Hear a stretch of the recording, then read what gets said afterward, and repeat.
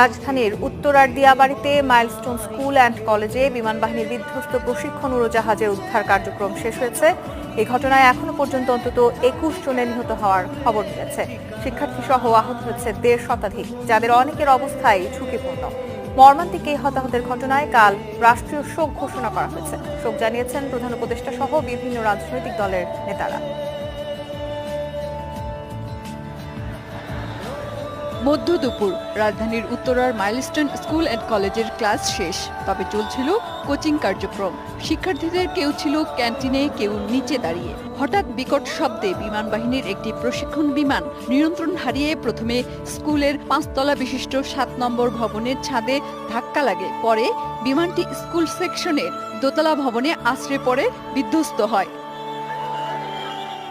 আন্তঃবাহিনী জনসংযোগ পরিদপ্তর আইএসপিআর জানিয়েছে, বিমান বাহিনীর F-7 বিজি